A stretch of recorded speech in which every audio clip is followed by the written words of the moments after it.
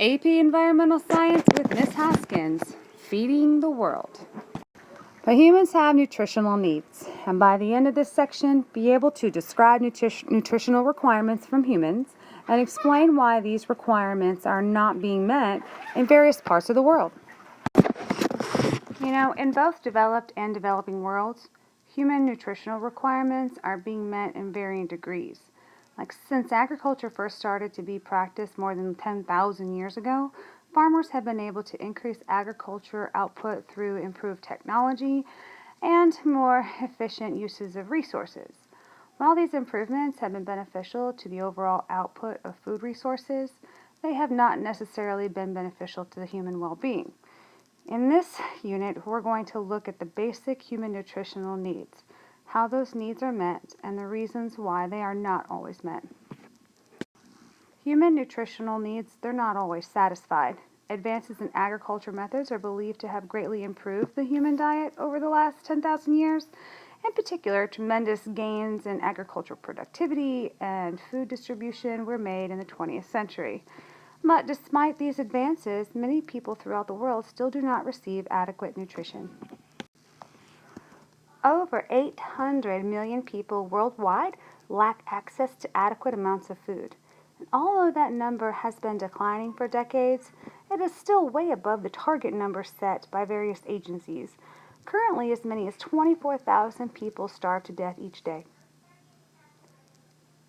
Are you serious? 24,000 starve to death each day? 8.8 million people each year. That's a terrible number. Chronic hunger or undernutrition or undernourished means that you're not consuming enough calories to be healthy. And food calories are converted into usable energy by the human body. Not receiving enough calories leads to an energy deficit. The average person needs about 2,200 kilocalories per day. And though this amount varies with gender, age, and weight, a long-term food deficit of only 100 to 400 calories per day is basically an intake of 100 to 400 kilocalories less than your daily need, basically deprives a person of energy that they needed to perform normal daily activities. And this leads to undernourishment. And it can also lead to poor brain development and even lowering your IQ. In addition, a person lacking sufficient food calories is probably lacking sufficient protein and other nutrients as well. So, according to the WHO, the World Health Organization, 3 billion people, nearly one half of the world's population, are considered malnourished. That is, regardless of the number of calories they consume a day, their diets lack the correct balance of proteins, carbohydrates, vitamins, and minerals. And these people experience malnutrition. The FAO, or the Food and Agriculture Organization of the United States, defines food security as the condition in which people have access to sufficient, safe, and nutritious food that meets their dietary needs for activity and a healthy life. Access refers to economic, social, and physical availability of food.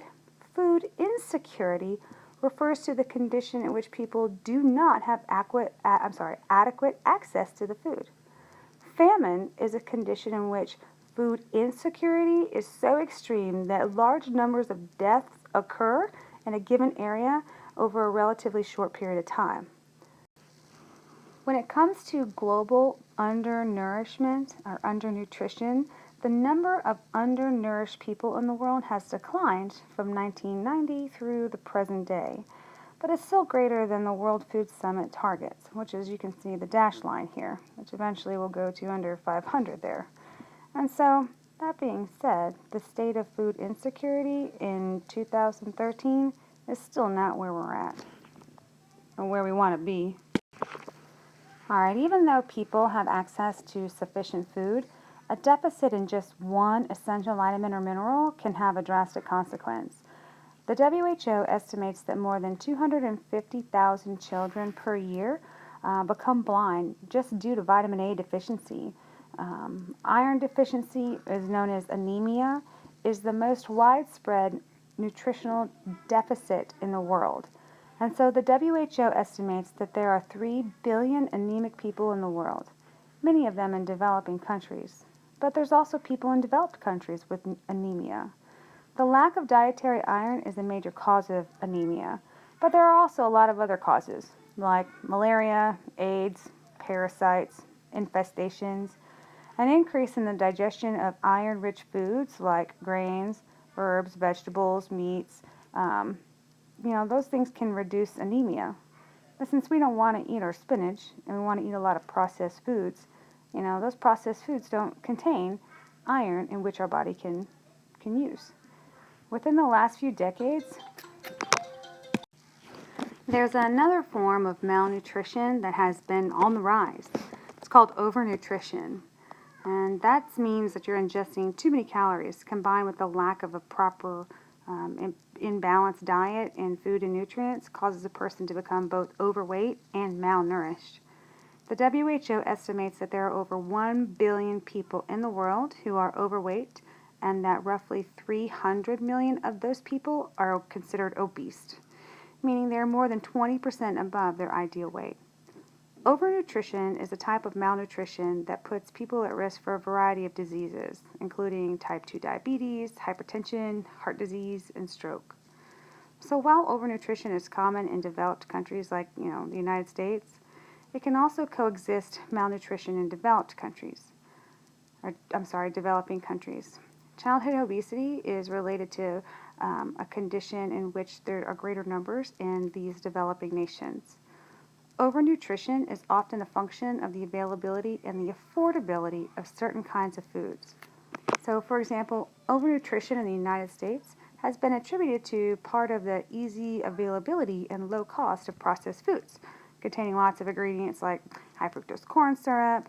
They're often high in calories, but they lack nutritional content. Humans eat a variety of foods, but grains, the seeds like fruits and corn, maize, rice, wheat, rye, among others, make up the largest component of the human diet. So worldwide, there are roughly 50,000 edible plant species, but just 3 of them, corn, rice, and wheat, are what we consume 60% of our energy intake from.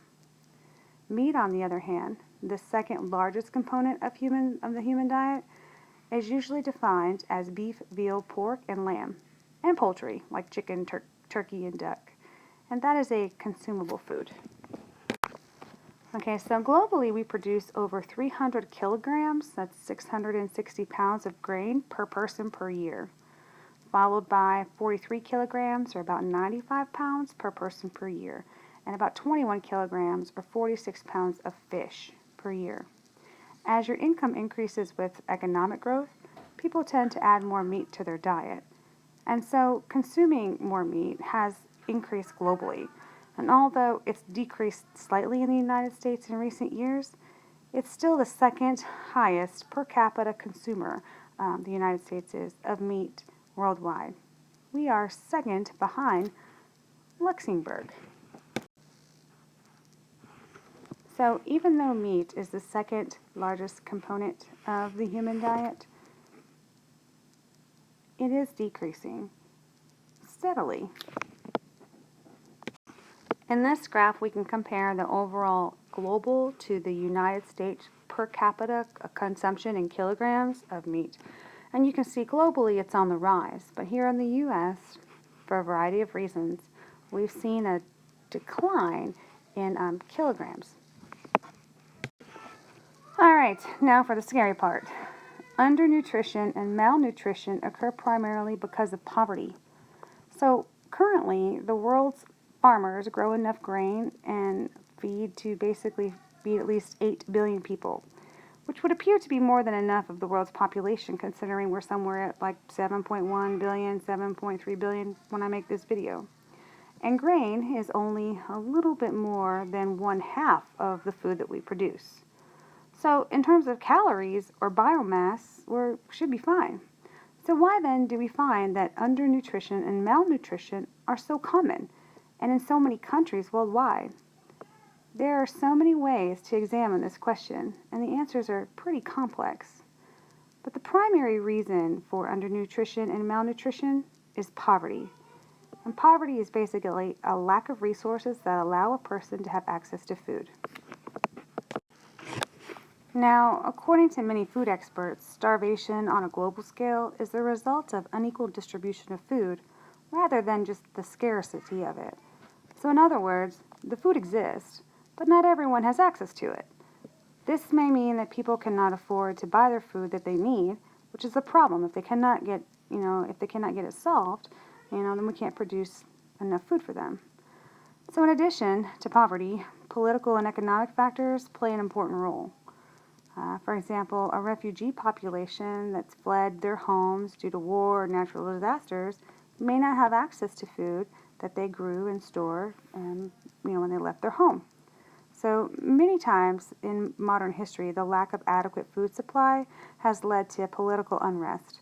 And because people without food, that means that they cannot feed themselves or their family, they start to resort to things like crime and violence, anything that will attempt to improve their situation. More recently, the rise of food prices in 2008 led to food riots in Haiti, Egypt, the Ivory Coast, Cameroon, Yemen, and a lot of other places. So poor government and political unrest can lead to inadequate food supply. As well, they can both lead to cause and effects of undernutrition and malnutrition. Food researchers have also observed a large amount of agricultural resources that divert the food of livestock and poultry rather than having it go to people. In fact, roughly 40% of the grain grown in the world is used just to feed livestock.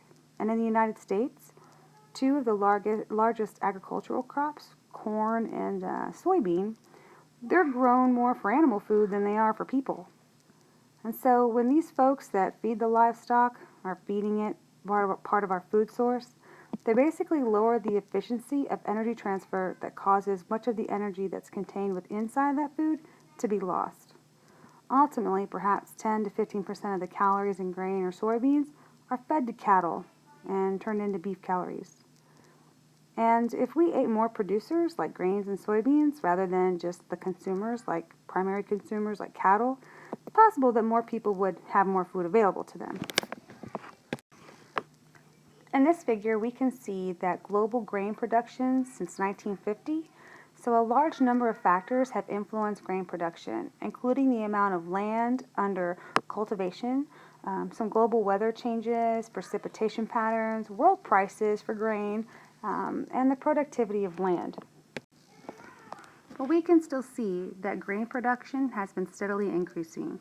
And although there have been some years within the last decade or so with no increase in production at all, the number of days of grain consumption is in reserve. So what that means is that we have stockpiles.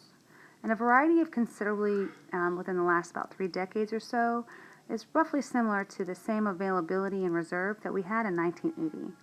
So there's not a perfect, clear answer of why there's a global grain problem, but production does not seem to be increasing. Some environmental scientists suggest that we have finally reached the limit of our ability to supply the human population with food, while others basically blame political and social factors. So we've learned that human population is expected to be somewhere between 8 and 10 billion by 2050. So to feed anyone in the future, we'll have to put more land into agricultural production and into improving crop yields, reducing meat consumption, and harvesting more of the world's fisheries, and use a combination of these strategies just to feed our human growing population. So when it comes to feed the world, just FYI, experts disagree on whether or not it's feasible to greatly expand food production. Some optimistic point of views, they look towards new techniques for crop development as well as unused land in typical rainforests and grasslands that could be farmed. While pessimists argue that climate change and decreasing biodiversity and dwindling supplies of water due to irrigation, diminishing topsoil, and other factors make it too difficult to produce more crops. So to understand what we do to improve food security in all nations, not just the United States, is a world issue. And it has environmental consequences because growing food, we need to move these farming methods, in a positive direction. And so today we have to decide what are the best trade-offs in order to make that happen.